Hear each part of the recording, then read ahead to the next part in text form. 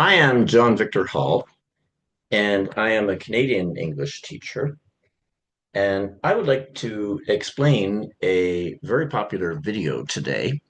The name of this video is I Am Canadian, the Rant. And it is originally a beer commercial for Molson Canadian, a very popular brand of beer in Canada.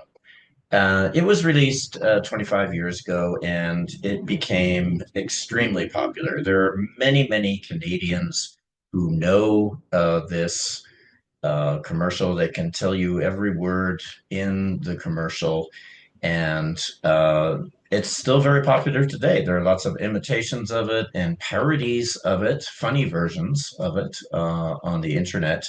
And if you are a new Canadian or someone who is learning English, you may watch this and you don't understand very much of it. There's going to be a lot of things that don't make sense to you. But what I'm going to do here today is I'm going to explain the things in this video so that you can understand everything that this video talks about. So let's go ahead and play this. I'm going to play this here and stop it at different points in the video so that I can explain to you what you are watching and what is being talked about. Okay, let's begin. Hey, I'm not a lumberjack or a fur trader. Okay, well, we start here with certain common misconceptions about Canada and Canadians. Misconceptions are things that people believe are true but are not true. And in this case, we are talking about the early history of Canada here. These were two different types of jobs that were very popular in the early history of Canada, but they're not jobs that are done by a lot of people anymore in Canada. On the left, you see a lumberjack. And what is a lumberjack? Well, a lumberjack is a person who cuts down trees. It's his job to cut the trees and make them fall, and then cut up the tree to make lumber, which is another word for wood that is used in construction. Okay. And on the right, another traditional job in Canada, which not very many people do anymore today, uh, fur trading. This man is a fur trader. You can see the words here, lumberjack and fur trader. Okay. Fur is the hair of animals, and it's the hair of any animals. So what this man is wearing here or carrying with him are some animal furs. And in the very early history of Canada, the fur trade was a very big industry. People would go into the woods and they would kill animals, remove the internal organs, and prepare the skins and the furs and send them back to Europe where they would be worth a lot of money. Okay. But your typical Canadian today does not do any of these jobs. And I don't live in an igloo or eat blubber or. Okay. Another thing, a misconception about Canada. Canadians do not live in igloos. Not even the Inuit people, who in the past were known as Eskimos. The Inuit people don't live in igloos today, and they live way up in the far north in the Arctic. But Canadians in general do not live in igloos, and they do not eat blubber, which is one of the traditional foods of the Inuit people. Blubber is the fat of marine animals like whales. Okay, it's kind of pink in color. And yes, the Inuit ate this type of food in the past. Some of them still eat it today, but the majority of Canadians never eat blubber. Let's go Not a back here. lumberjack or a fur trader. And I don't live in an igloo or eat blubber or own a dog sled. Okay, to own a dog sled. This is also a misconception about Canadians. No, we drive cars. We drive motorcycles, snowmobiles in the winter sometimes. But dog sleds, nope. That's not a common form of transportation in Canada. And I don't know Jimmy, Sally, or Susie from Canada, although I'm certain they're really, really nice. I have a prime minister, not a president. Okay, and in this part, we get into contrast between Canadians and Americans. There is no such thing as the President of Canada. No, Canada's government is based on the British system of government. And just like in England, there is a prime minister. So in Canada, we have a political leader who is called the prime minister, not the president. I speak English and French, not American. Good. Yes, Canada is an officially bilingual country. English and French are the two languages. American, is that a language? Well, let me tell you a little story about this, a personal anecdote. Many, many years ago, when I was in Canada, I was walking on a highway close to the American border, and a car came up and stopped next to me, and the driver rolled down the window and he said to me, "Excuse me, do you speak American?" And I gave him a strange look and I said something like, "Well, I don't think so. I speak English. Is American a language?" And the guy didn't understand what I was talking about. Uh, and he just repeated his question. Do you speak American? And so I kind of replied to him, well, I speak English. And the driver apparently thought that that was not the same thing as American. So he rolled down the window and he drove away. Okay, well, that was a funny experience. It's an experience that many Canadians have. Americans come into Canada sometimes, the ones who are not very well educated, I guess, and they think that American is a language. And they ask people if they speak American. No, we don't speak American. We speak English, of course. Okay, let's continue here. And I pronounce it about, not a boot. Okay, good. A point about pronunciation. I can also tell a personal story about this one. I used to have a job working in a call center, and I would often have to phone people in the United States.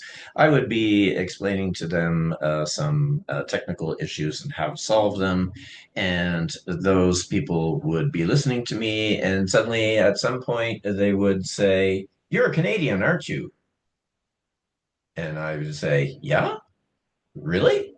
How do you know?" And they'd say, "It's about the way that you say the word about." Really? Are you serious? Because for me, the way I say about and the way Americans say about, I don't see the difference. But what I understand is apparently when Canadians say about, the ow is a little bit more prominent. Okay. And in the video here, he says we pronounce it about, not a boot. But that's an exaggeration because a boot is something that you put on your foot, and definitely Americans don't say a boot. So I think that's just a funny exaggeration of the way that Americans say it. But for me, I can't hear the difference between the way I say about and the way Americans say the word about. But Americans, they can identify me on the phone as a Canadian when they hear me say the word about.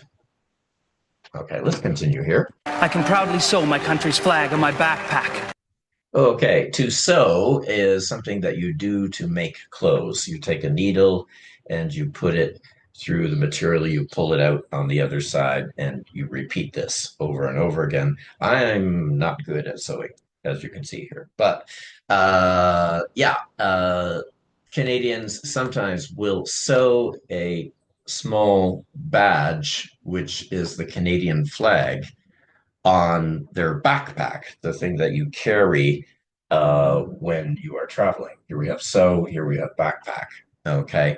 I hear that even Americans sometimes do this when they are traveling with backpacks. They will sew a Canadian flag because Canadians just don't have the bad reputation in the rest of the world that Americans have. So a lot of American tourists would love that people believe that they are Canadian. They figure that they will have fewer problems if they have a Canadian flag on their backpack.